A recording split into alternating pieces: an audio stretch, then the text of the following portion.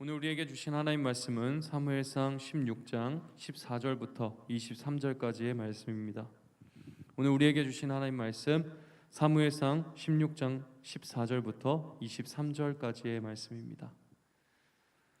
다 찾으신 줄 믿고 함께 합독하도록 하겠습니다. 시작. 여호와의 영이 사울에게서 떠나고 여호와께서 부리시는 악령이 그를 번뇌하게 한지라. 사울의 신하들이 그에게 이르되 보소서 하나님께서 부리시는 악령이 왕을 번뇌하게 하온즉 원하건대 우리 주께서는 당신 앞에서 모시는 신하들에게 명령하여 수금을 잘 타는 사람을 구하게 하소서. 하나님께서 부리시는 악령이 왕에게 이를 때에 그가 손으로 타면 왕이 나으시리다 하는지라. 사울이 신하에게 이르되 나를 위하여 잘 타는 사람을 구하여 내게로 데려오라 하니 소년 중 한 사람이 대답하여 이르되 내가 베들레헴 사람 이새의 아들을 본즉 수금을 탈 줄 알고 용기와 무용과 구변이 있는 준수한 자라. 여호와께서 그와 함께 계시더이다 하더라. 사울이 이에 전령들을 이새에게 보내어 이르되 양치는 내 아들 다윗을 내게로 보내라 하매 이새가 떡과 한 가죽 부대에 포도주와 염소 새끼를 나귀에 실리고 그의 아들 다윗을 시켜 사울에게 보내니 다윗이 사울에게 이르러 그 앞에 모셔서매 사울이 그를 크게 사랑하여 자기의 무기를 드는 자로 삼고 또 사울이 이새에게 사람을 보내어 이르되 원하건대 다윗을 내 앞에 모셔서게 하라. 그가 내게 은총을 얻었느니라 하니라. 하나님께서 부리시는 악령이 사울에게 이를 때에 다윗이 수금을 들고 와서 손으로 탄즉 사울이 상쾌하여 낫고 악령이 그에게서 떠나더라. 아멘. 아멘. 네, 이제 다윗이 점점 전면으로 나서기 시작합니다.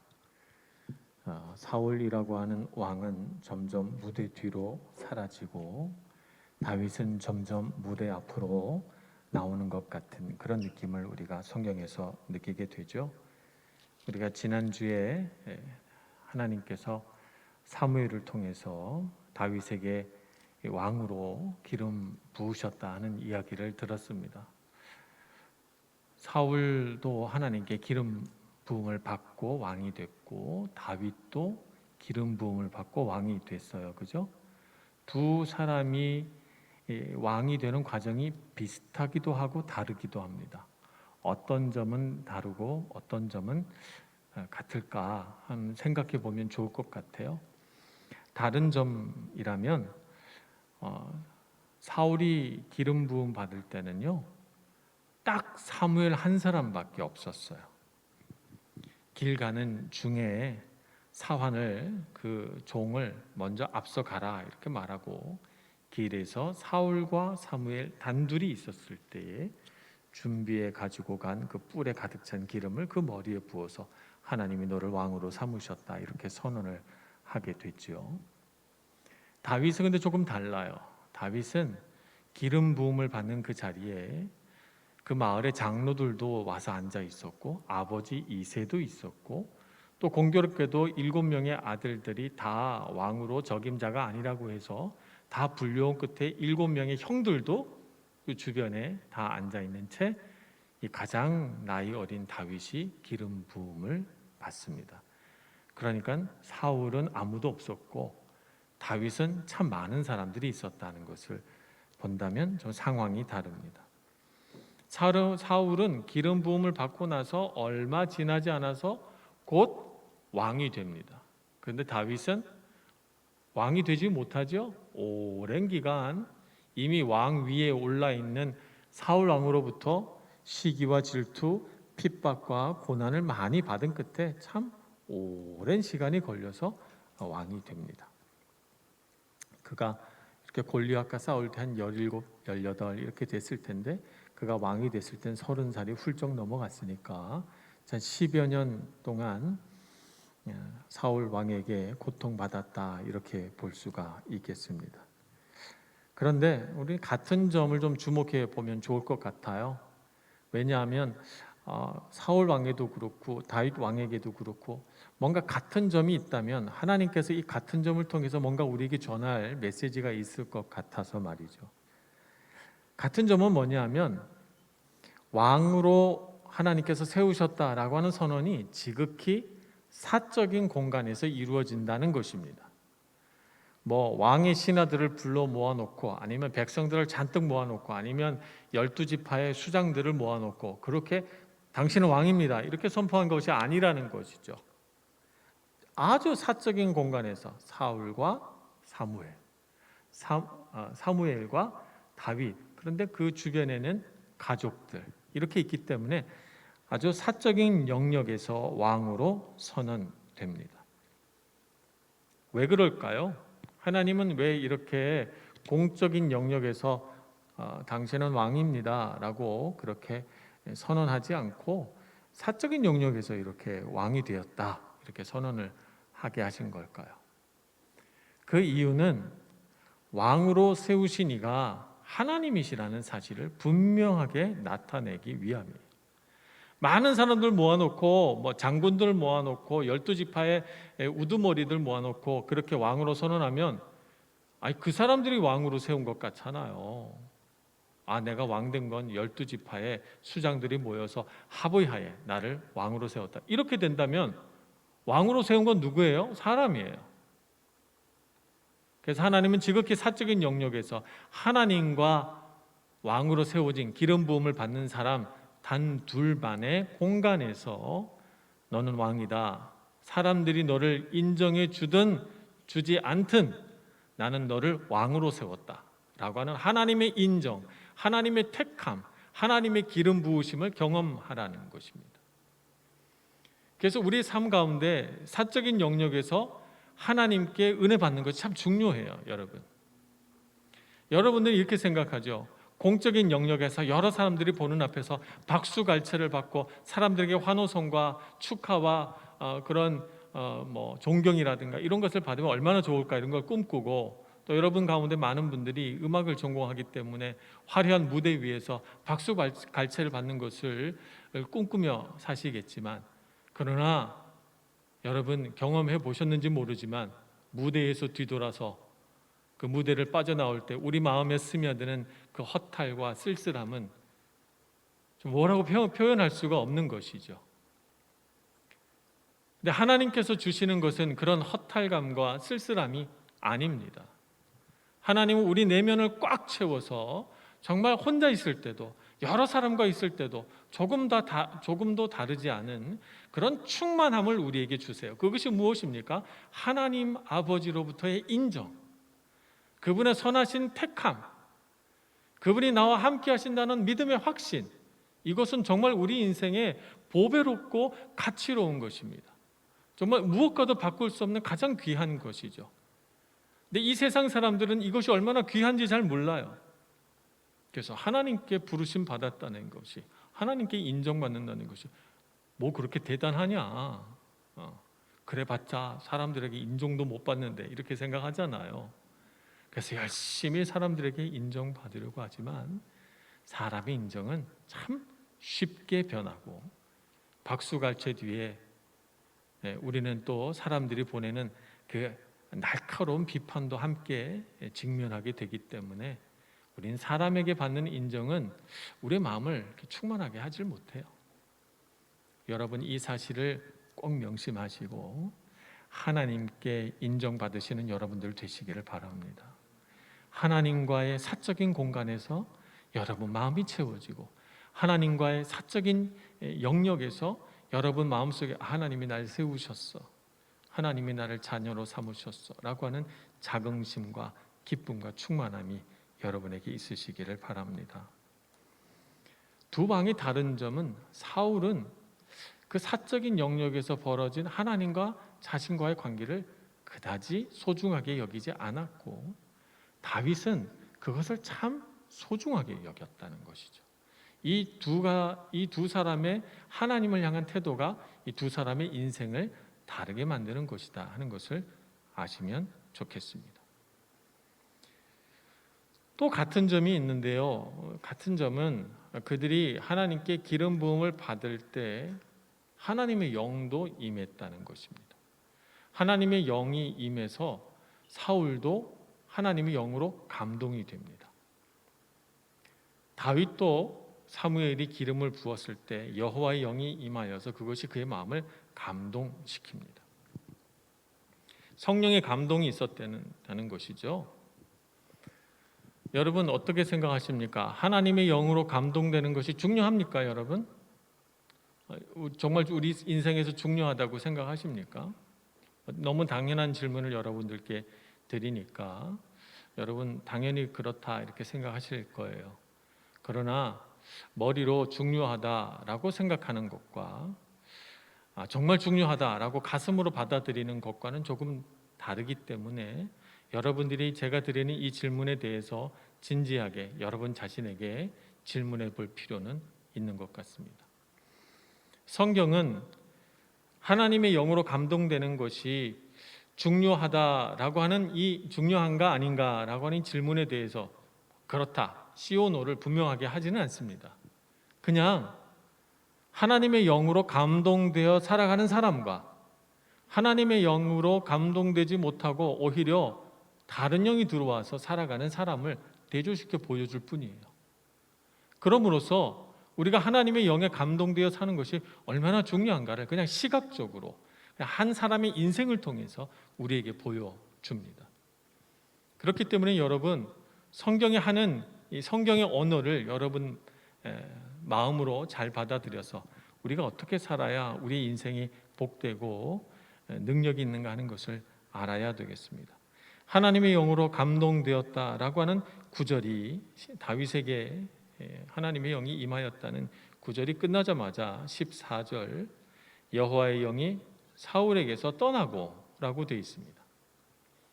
한 사람은 영이 임하고 한 사람은 영이 떠나고 여러분 13절과 14절이 우연히 붙어 있다고 생각하면 안 됩니다. 의미가 있는 것입니다. 임하고 떠나고 대조시켜 보여주고 있는 것이죠. 하나님의 영이 떠난 것을 통해서도 우리는 배울 수 있고 하나님의 영이 임한 것으로도 우리가 배울 수가 있습니다. 하나님의 영이 임했을 때 사울에게 어떤 일이 일어났습니까? 그냥 한 시골 마을에 조금 키 크고 잘생긴 청년이었던 그저 평범한 한 청년이 갑자기 이스라엘의 지도자로 부각이 됩니다. 그래서 암몬 족속이 쳐들어왔을 때 하나님의 영에 감동된 사울은 평상시 그라면 전혀 하지 않을 행동을 해요. 자기가 밥 깔고 있던 소를 잡아가지고 그 소의 살코기를 각을 떠가지고 이스라엘 12지파에 보내면서 하나님의 명령대로 따르지 않는 자는 이와 같이 될 것이다 이렇게 겁을 줍니다. 근데 이스라엘 백성들이 겁만 먹은 게 아니라 우리에게 이렇게 강력하게 말하는 지도자가 있었구나 이렇게 그들이 생각을 하고 오히려 그들이 감동을 받아요. 그래서 12지파에서 막 군사들이 모여듭니다. 하나님의 영에 감동되니까 뭐가 생겼습니까? 용기가 생겼어요. 그 용기를 우리는 뭐라고 하는가 하면 카리스마라고 하죠. 카리스마. 여러분 카리스마 있기 원하죠? 네. 여러분 다 카리스마가 있는 남성, 카리스마가 있는 여성들이 되시기를 축복합니다. 안 좋아해요? 카리스마? 네. 카리스마라고 하는 단어는요 카리스에서 나온 거예요. 카리스가 뭔지 아세요? 헬라어로 은혜라는 뜻입니다. 카리스마, 사람이 발휘하는 막 강력한 리더십, 그 사람이 갖고 있는 어떤 영적인 권위, 그가 발휘해내는 어떤 다른 사람은 범접할 수 없는 어떤 그런 용기나 어떤 도전 능력 이런 것들은 어디서 와요? 하나님의 은혜예요. 하나님께로부터 와요. 카리스마라는 단어가 카리스에서 나왔다니까요. 또 오늘날 우리가 살아가는 사람 세상에서 카리스마라는 단어를 어떻게 생각해요? 그 사람이 무슨 가지고 있는 무슨 선천적인 능력이나 후천적으로 그 개발한 어떤 그런 재능이라고 생각하잖아요. 안 그렇다니까요. 카리스마라고 하는 단어가 성경에서부터 나왔는데 하나님의 은혜입니다. 하나님의 영에 감동된 사람에게 나오는 것이 카리스마예요. 그래서 수줍고 자신감도 부족했던 사울과 같이 내성적인 사람이 하나님의 영이 임하니까 카리스마가 뿜어져 나온다니까요. 여러분 우리 안에 하나님께서 놀라운 일을 해 나가신다고요. 하나님의 영을 통해서 말입니다. 다윗은 어떻습니까? 다윗에게도 하나님의 영이 임했어요. 하나님의 영이 임하시니까 골리앗이 나타났는데 그 골리앗의 키가 절반밖에 안 되는 이 조그만한 소년이요, 칼도 아니고 물맷돌 5개를 들고 덤벼들어요. 이 용기가 어디서 나온 거예요? 하나님의 영에 감동되었기 때문이죠. 이 용기, 이 카리스마는 하나님의 영으로부터 나오는 거예요. 여러분, 우리 인생에서 우리가 가지고 있는 한계를 뛰어넘는 놀라운 능력은 어디서부터 옵니까? 하나님의 영으로부터 옵니다. 하나님의 영이 우리 안에 있는 것이 얼마나 중요해요.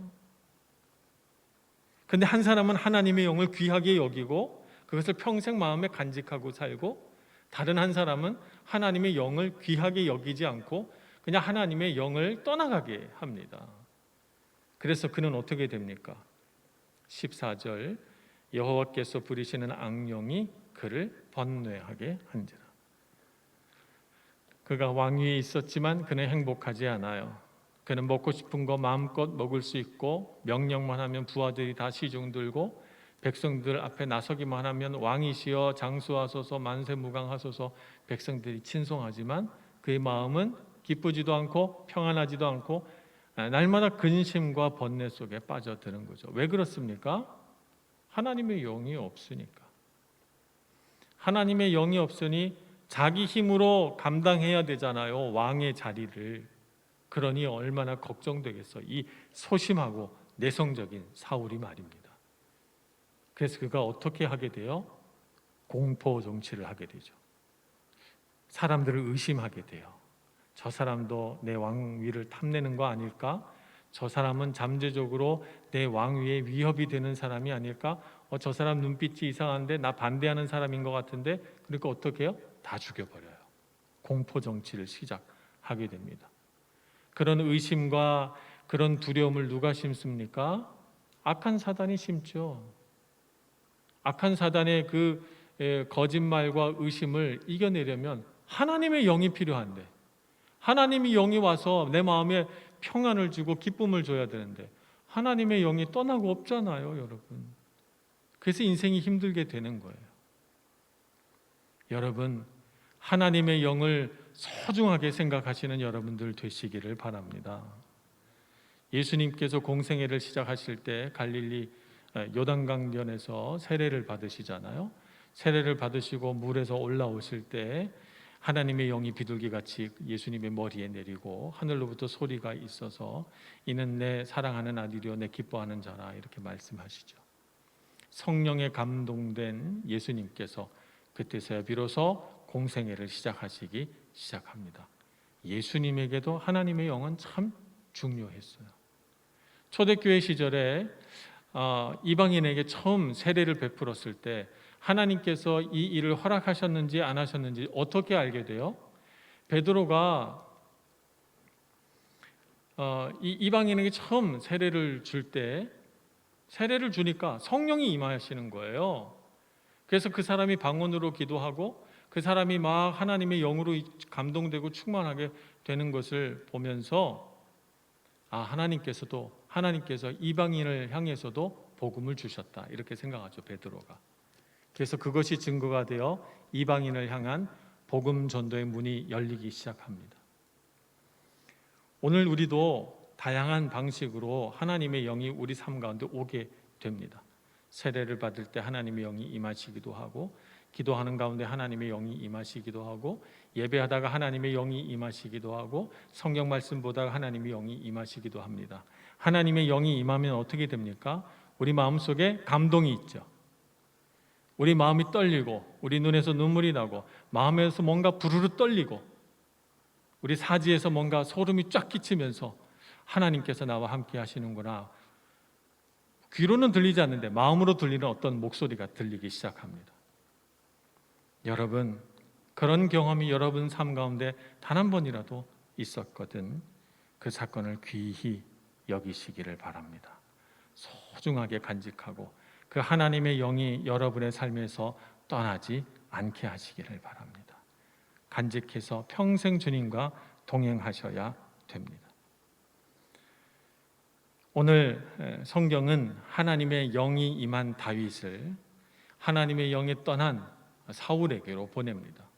참 짓궂으시다 이런 생각도 해봅니다.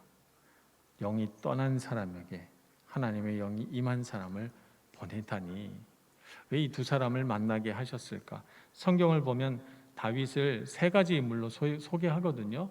양을 치는 목자로서의 다윗, 수금을 타고 음악을 연주하는 시인으로서의 다윗, 그리고 무기를 들고 자기보다 훨씬 강한 골리앗에게도 덤벼드는 아주 용감한 용사로서의 다윗, 이 세 다윗을 소개를 해요. 오늘 두 번째 다윗을 보게 되는데요. 하나님께서 왜 다윗을 보내십니까?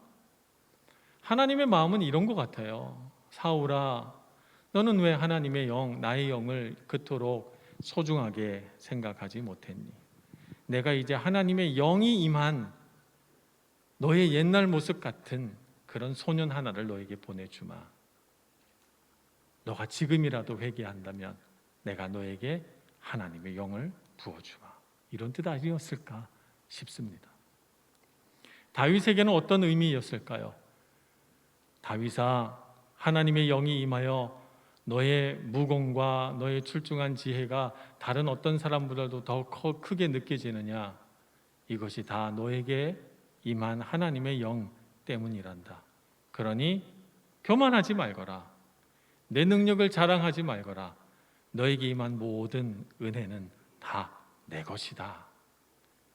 만약 너가 이것을 귀히 여기지 못한다면 너는 사울과 같이 되리라. 하나님의 영이 떠난 사람을 그의 눈앞에 소개해 주는 것이죠. 여러분, 우리가 이 세상을 살면서 하나님의 영이 우리 삶에 행하시는 일이 얼마나 중요하고 가치 있는 일인가 하는 것을 명심하셔야 되겠습니다. 여러분이 신앙생활이 흔들리고 예배를 드려도 감격이 없고 무감각해지고 뭔가 모르지만 하나님을 내가 떠나고 있다 생각이 들거든. 여러분, 무릎 꿇고 앉아서 하나님께 간절히 기도해야 됩니다. 하나님의 영이 나를 떠나지 않게 하소서. 내게 성령으로 다시금 감동시켜 주시고 내가 말씀을 읽을 때 감동되고 감격하고 말씀 붙들고 살게 해 주옵소서. 부르짖어야 합니다. 그러면 여러분의 삶에 닫혔던 문이 열리고 묶여있던 것이 풀리고 여러분의 삶에 이것이 복이구나 하는 것을 경험하게 됩니다. 카리스마가 되는 그런 놀라운 경험을 하게 될 것입니다. 하나님의 영으로 동행하시는 여러분 모두가 되시길 축복합니다. 기도하겠습니다. 자비하신 하나님, 아무것도 아닌 저희들을 하나님의 은혜의 손으로 붙드시고 우리로 하여금 하나님의 그 부어주신 영으로 인하여 감당하기 힘든 일조차도 감당해 가며 하나님의 사람으로 이 세상에 나타나게 해주신 것 감사합니다. 주님께서 우리를 붙들고 계시며 함께 하시며 주의 영을 아낌없이 부어 주시는 줄 믿고 믿음으로 도전하며 믿음으로 행하며 하나님께 영광 돌리는 저희들 되게 하여 주옵소서. 예수님의 이름으로 기도합니다.